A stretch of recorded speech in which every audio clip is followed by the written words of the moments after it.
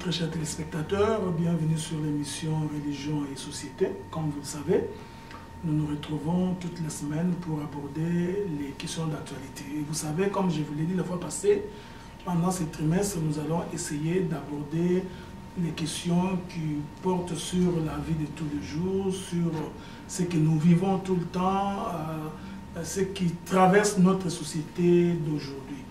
Donc c'est pour cette raison qu'aujourd'hui nous aborderons la question de l'avortement. Nous allons essayer de voir le pour et les contre des différents avortements, les motivations et les raisons, probablement les conséquences à la fois sur le plan sanitaire que sur le plan social, même économique. C'est pour cette raison que nous avons reçu sur le plateau de l'émission Religion et Société M. Benoît, que nous saluons. Bonjour M. Benoît. Bonjour M. Adela. Comment vous allez?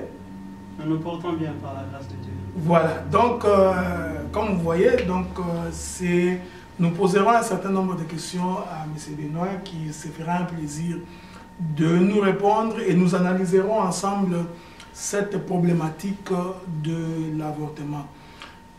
Pour commencer, donc directement dans les jeux, donc la première question, qu'est-ce que vous pensez de l'avortement? Est-ce une bonne chose ou une mauvaise chose? Une bonne chose, dépendamment dans quel angle vous le voyez.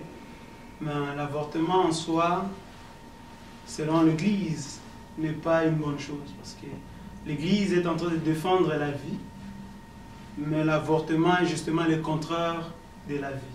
Mais vous savez qu'aujourd'hui, tout le monde ne croit pas à l'Église, tout le monde ne va pas à l'Église.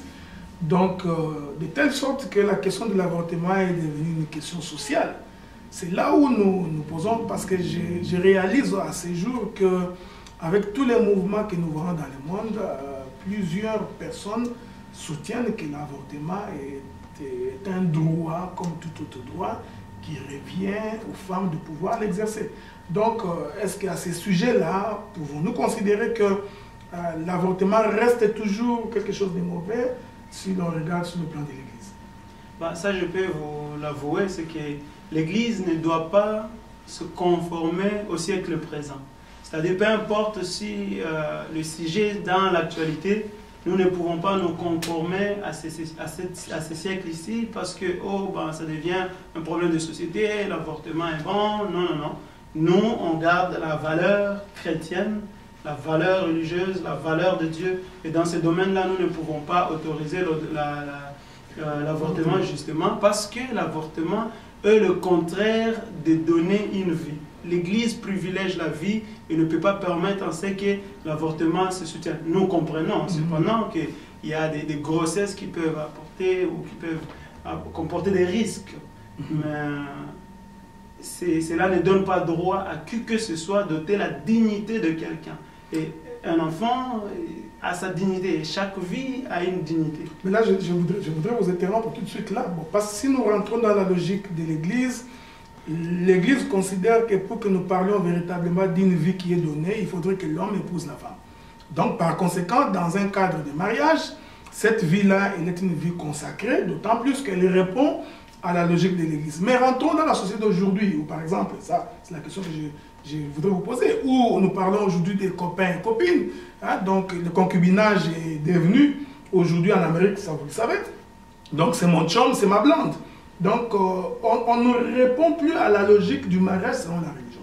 Et à ce stade-là, nous nous posons la question, si une femme tombe enceinte dans ces conditions-là, pouvons-nous faire intervenir la notion de la vie? Parce que ça risquerait d'être contraire à la volonté de Dieu, parce que d'abord, cette conception, entre guillemets, est une conception hors mariage, et par conséquent, si l'homme dit, ok, on peut se faire avorter, dans tous les cas, nous ne sommes pas liés par cette conception-là. Qu'est-ce que vous en pensez?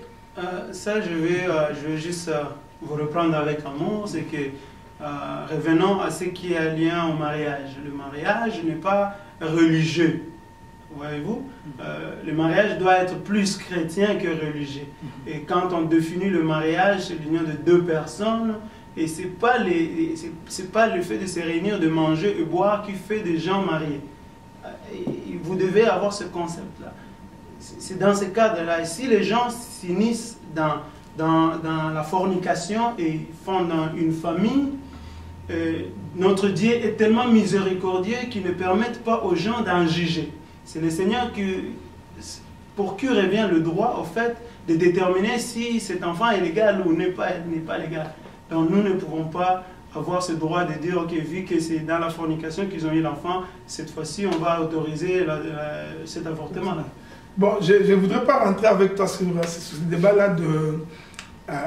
bon, est-ce que nous pouvons dire que enfant issu d'une fornication, je n'entre pas dans ces détails, ok? Bon, ça, je me réserve probablement dans une autre émission. Mais il y a encore un autre paramètre important, c'est qu'une fille qui a été engrossée par son beau-père, voyez-vous, ça c'est une réalité. Donc, le mari de sa maman l'a engrossée, cet enfant-là tombe enceinte. Ici, la question que nous posons, c'est celle de savoir qu'est-ce que nous envisageons. Parce que je voudrais ici qu'on prenne une pause. Comme ça, on aura le temps d'y revenir sur cette question-là parce qu'elle est très importante, oui, par rapport aux conséquences sur le plan psychologique et social. Donc, bien-aimés de Malaika TV, émission Religion Société, à tout à l'heure. Bienvenue sur Malaika TV, je suis le frère Adela. Je vous présenterai l'émission Religion et Société, émission au cours de laquelle nous aborderons les enjeux de la société vus sous l'angle religieux. Restez donc connectés sur Malaika TV et vous passerez des très bons moments. Bonjour, bonne année 2013. Moi c'est Naomi Campana. Moi c'est Armel Amidjogui. Nous allons vous présenter l'émission Observation. L'émission portera sur les questions socio-économiques, politiques et culturelles. Ne manquez pas Observation tous les lundis et les dimanches sur Malaika TV. Avec Naomi et Armel. C'était un rêve qui est devenu réalité. Aujourd'hui, nous avons un réseau avec des émissions, des nouvelles, des images destinées à la diaspora afro-caribéenne. C'est Malaika TV. Soutenons Malaika TV pour rendre notre communauté meilleure. Nous voici de retour sur le plateau de l'émission Religion Société. Nous avons notre très cher bien-aimé Benoît qui est avec nous sur le plateau, avec qui nous animons l'émission d'aujourd'hui. Très vite, je reviens sur cette question-là. Donc, un beau-père, par exemple, qui engrosse sa belle-fille. Hein? Donc, essayons de circonscrire ça. Quand je parle de beau-père ici, j'ai dit c'est que le mari de la femme, le mari d'une femme qui engrosse la fille de sa femme. C'est cela que j'appelle beau-père, pas en termes de beau-père gendre et consort. Et que cette fille-là tombe enceinte. Vous pensez, moralement, que cette fille n'a pas le droit d'avorter? Je vais vous répondre à cette question en ajoutant encore une difficulté là-dessus. Disons que cette jeune fille-là, une enceinte, s'est fait violer ou violenter, comme on se dit, qui se passe précisément au Congo, et la fille tombe enceinte. Qu'est-ce qui adviendra de cet enfant-là? C'est sûr que la femme va vivre avec la douleur et le mauvais souvenir de voir cet enfant et qui lui rappellera tout au long de sa vie les choses atroces qui sont déroulées dans sa jeunesse. Cependant, cette personne-là ne donne pas droit ou n'a pas le droit de ôter la vie d'une autre personne parce qu'il s'est fait violenter. Voyez-vous, ce n'est pas l'enfant qui paiera le prix du père qui l'a engrossé ou qui l'a rendu grosse. Voyez-vous, je ne pense pas si vous, en tant qu'enfant, vous ne savez pas qu'est-ce qui s'est passé dans la vie de votre maman. Et cependant, parce que vous êtes victime aussi, votre maman se décide de vous ôter la vie parce que le père a été méchant. Mais à condition que c'est... Bon, supposons que cet enfant-là naît et qu'il grandit, qu'est-ce qui va arriver? Donc, son grand-père est à la fois son père. C'est là où... parce que je voudrais que nous réfléchissions sur l'effet de société. C'est là où ça... Parce que ce que je voudrais dire ici, c'est que il y a des choses qui se passent dans la vie des hommes qui peuvent détruire toute la structure de la famille. Cet enfant-là qui grandit, donc son beau-père sera, non pas son beau-père, son grand-père, parce qu'il est mari de la maman de sa maman, donc qui est à la fois son père et son grand-père. Ouais, c'est cette structure-là qui, à un moment donné, ça c'était un fait de la société. Aujourd'hui, les gens trouvent que non. Dans le droit, dans telles conditions, est-ce que la fille n'a pas le droit de se faire avorter? Bon, vous soutenez que, quoi qu'il arrive, parce que c'est une vie, il n'a pas le droit de pouvoir ôter la vie. Bon, là encore, on pose la question de savoir quand est-ce qu'on peut vraiment parler d'une vie. Il y a d'autres qui disent qu'une grossesse d'1 mois, de 2 mois, de 3 mois n'est pas forcément une vie. Vous savez qu'au Canada, jusqu'à 4 mois, vous pouvez encore avorter. Donc, ce n'est pas encore une vie. Qu'est-ce que vous en pensez? J'ai une réponse à ça. Ça dépend toujours de qui parle de la vie. Regarde, le Seigneur parle, notre Dieu parle à son serviteur. Il dit à Jérémie, avant que tu sois conçu dans le ventre de ta mère, je t'ai connu et je t'ai choisi. Voyez-vous? C'est-à-dire la vie ne pas seulement lorsqu'elle est concise dans le ventre de la maman. Donc, selon la science, ils disent qu'à partir de 22 à 23 semaines, nous pouvons appeler ça, l'embryon peut être viable, ou le fœtus. Donc, vous appelez ça fœtus, peu importe comment vous l'appelez, mais Dieu parle de la vie. Il connaît cette âme-là, peu importe depuis qu'il est entré ou avant même qu'il entre, le Seigneur l'a connu déjà. Il faut qu'on se limite à un certain concept que nous sommes des humains, nous ne pouvons pas déterminer quand est-ce que celui-ci devient vie, quand est-ce qu'il ne devient pas. Selon la médecine, oui, avant 22 semaines, on peut avorter, ça ne dérange pas ou quoi que ce soit. Mais selon le Seigneur, il a connu Jérémie avant même qu'il soit conçu. Bon, je voudrais ici encore revenir sur une autre préoccupation parce que je voudrais que nos collègues qui nous suivent essayent de comprendre que nous analysons là un phénomène de la société qui est d'ailleurs très très courant. Voilà pourquoi nous allons devoir y revenir maintenant ici pour parler dans ces cas-là, pour les cas où il y a des cas de maladies, des problèmes cliniques qui peuvent également être à la base de l'avortement. Donc prenons une pause pour suivre une page publicitaire et nous serons de retour bientôt. Salut, saviez-vous pourquoi Malaika TV est la meilleure web télé de la communauté? Parce que sur Malaika TV, vous trouverez des émissions constructives dédiées à la communauté afro-caribéenne du Canada. Malaika TV promeut une image positive de la communauté afro-caribéenne et fournit une plateforme de débat et d'échange d'idées afin de favoriser le partage de connaissances et d'expériences. Enfin, Malaika TV projette des exemples de réussite pour promouvoir le développement de la communauté afro-caribéenne du Canada. Ensemble, soutenons Malaika TV pour rendre notre communauté meilleure. C'était un rêve qui est devenu réalité. Aujourd'hui, nous avons un réseau avec des émissions, des nouvelles, des images destinées à la diaspora afro-caribéenne. C'est Malaika TV. Soutenons Malaika TV pour rendre notre communauté meilleure. Bienvenue sur Malaika TV, je suis Frère Adela. Je vous présenterai l'émission Religion et Société, émission au cours de laquelle nous aborderons les enjeux de la société vus sous l'angle religieux. Restez donc connectés sur Malaika TV et vous passerez des très bons moments.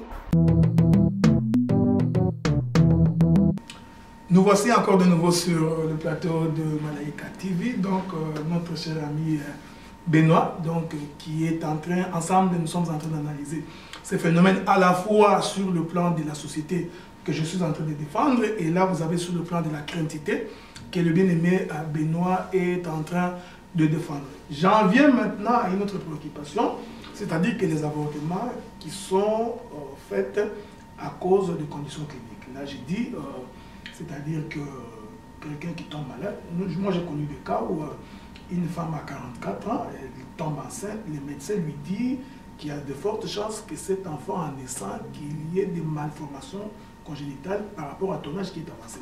La femme a refusé de se faire avorter et elle a accouché plus tard, mais l'enfant, au juge, c'est un cas social. Donc c'est une charge, c'est une malformation, elle ne peut pas marcher, elle ne peut pas parler. Maintenant, la question est celle-ci. Quand on est face à des problèmes cliniques qui nécessitent qu'on fasse un avortement, quelle est la voie de la chrétienté par rapport à cela? Ce que nous devons comprendre une chose, nous respectons cela, nous comprenons en tant que chrétiens qu'il y a des grossesses qui peuvent comporter des risques, comme j'avais dit tout à l'heure.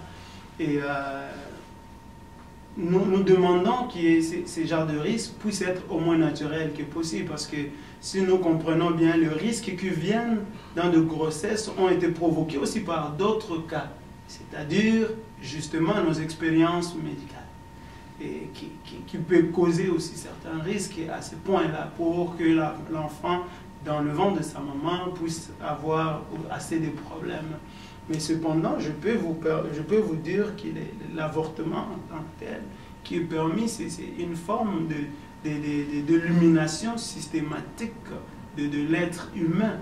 Pourquoi on l'autorise et on permet et on insiste même. Donc là, vous voulez dire que pour les cas des problèmes cliniques, la chrétienté autorise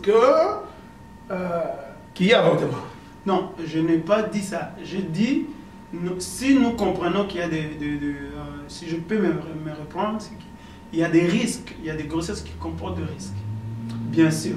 Mais ça ne veut pas dire que l'Église soutient qu'il y ait de l'avortement. Ok, on va y revenir. Hein? Mais on va y revenir un moment. Donc, le temps de voir notre réalisateur. On vous revient dans quelques minutes.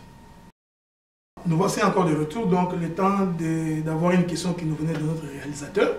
Donc, c'est important, ça va animer notre débat. Donc, j'ai revenu, mon bien-aimé Benoît. Je voulais comprendre un peu parce que là, je voudrais que vous soyez clair. Hein? Parce que vous n'êtes pas trop clair. Est-ce que dans des conditions où quelqu'un est malade, peu importe, ici je n'entre pas dans la logique de cet accord de la médecine, non, quelqu'un qui conçoit naturellement, qu'il soit marié ou qu'il ne soit pas marié, et on constate par les médecins que cette grossesse, on ne peut pas la laisser parce qu'il peut y avoir des complications à la fois sur l'enfant ou sur la maman. Est-ce que dans ces conditions-là, pouvons-nous être d'accord qu'il y ait avortement? Non, l'Église ne peut pas soutenir ça. C'est certain et garanti. L'Église ne soutient pas parce que l'Église croit à la suprématie de Dieu, croit à l'aide divine. Vous ne croyez pas que c'est une vision un peu fatalique, trop simpliste, que... Est-ce que vous ne croyez pas ici que c'est... Bon, permettez que je dise ça comme ça, que c'est juste une question de principe. Parce que l'Église a des principes qui le refusent. Je voudrais ici aborder, parce qu'on aura le temps probablement avec vous encore d'aborder la question de l'homosexualité, la question de la pédophilie, parce que vous savez aujourd'hui, c'est aussi quelque chose de courant. Il a été démontré, je ne parle pas ici, je ne suis pas une église quelconque, mais il a été démontré également que beaucoup de hommes qu'on dit de l'église plongent dans la pédophilie, dans la prostitution. On reviendra probablement sur ça. Mais ici, je dis, vous ne trouvez pas que c'est trop simpliste que de dire, quoi qu'il arrive, parce que pour nous, la vie, c'est la vie. Donc, même quand on sait que cette grossesse peut amener la mort de cette femme-là, on va laisser cette grossesse-là pousser. Regarde, je peux vous expliquer l'origine de l'avortement. Pourquoi les gens ont opté à l'avortement? Tu dois comprendre que l'avortement en soi, c'est un meurtre. Ça, c'est définitif selon l'Église. C'est un meurtre. Et pourquoi ce meurtre-là? On dit qu'il y a une extermination systématique de l'être humain. Par conséquent, ils ne peuvent pas permettre de nouvelles naissances. Donc, ce qui nous prouve que cet enfant a de problèmes, c'est seulement la personne qui nous le dit. Nous n'avons pas de preuves tangibles. Vous doutez à la science. Vous ne croyez pas que la science est aussi avancée pour nous dire qu'effectivement que cette grossesse-là va porter préjudice à la femme? Je ne dis pas que je ne crois pas à la science. Le problème, c'est que la personne qui nous donne cette information-là, justement, est-ce que la personne est animée d'un esprit d'extermination systématique? Parce que je te dis, je vais juste lancer peut-être une information que la plupart ignorent, c'est qu'il y a des groupes qu'on appelle Illuminati qui eux trouvent, parce que c'est eux qui dirigent le monde, trouvent qu'il y a beaucoup de gens dans le monde, alors il faudra diminuer le nombre de personnes. Ces groupes existent depuis très longtemps et leur système, c'est de diminuer le nombre de personnes, coûte que coûte.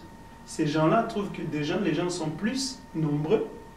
Alors pour cela, il faut limiter les gens. Penses-tu qu'ils peuvent autoriser plusieurs naissances ou d'autres naissances? Alors pour cela, il va falloir commencer par éliminer les naissances pour diminuer d'abord la croissance de la population, ensuite diminuer ce qui existe. C'est là qui existe déjà. Donc nous ne pouvons pas autoriser, quoi qu'il en soit, l'avortement sur base de raisons qui poussent qu'il y ait des avortements. Il y a d'autres avortements qui sont là, qu'on autorise même les jeunes enfants, il n'y a pas de danger, il n'y a pas de risque. Les médecins te poussent, ils t'incitent même à avorter. On sait que c'est le droit, les femmes cherchent leur droit de mener à terme ou non leur grossesse sans demander l'opinion du père ou du médecin. Mais le but profond, si nous regardons très loin, les informations que la plupart ne connaissent pas, c'est vraiment qu'il y a une mission satanique derrière ça. Voilà, donc très chers amis qui nous avaient suivis, l'émission est très intéressante. Je crois qu'on pourra probablement y revenir, très cher Benoît. Donc, on reviendra sur cette question des Illuminati, parce que vous comprenez que ça rentre dans la logique de la théorie de Malthus, qui voulait aussi que par la guerre et par la famine, qu'on élimine également la surpopulation dans certaines contrées. Ce sont des points qu'on va devoir aborder. Un point important que mon bien-aimé Benoît a abordé ici aussi, c'est le fait que deux fois, il y a des grossesses que les gens se font avorter, justement parce qu'ils veulent se faire avorter. Donc, il n'y a pas de conditions, des problèmes cliniques, il n'y a pas de problème, vous décidez de vous faire avorter. Donc, je crois que le mieux encore serait de faire en sorte que vous ne tombiez pas enceinte quand vous n'êtes pas prêt pour le tomber. Donc, mon cher Benoît, en tout cas, je vais vous donner la parole de la fin pour pouvoir dire un mot à nos très chers téléspectateurs. Nous remercions vraiment les gens qui nous écoutent pour l'instant et pour le moment et qui vont nous écouter encore des jours à venir parce que l'émission va sûrement être enregistrée pendant un bon bout de temps. Alors, je vais vous conseiller, chers amis, surtout filles, que avorter fait très très mal.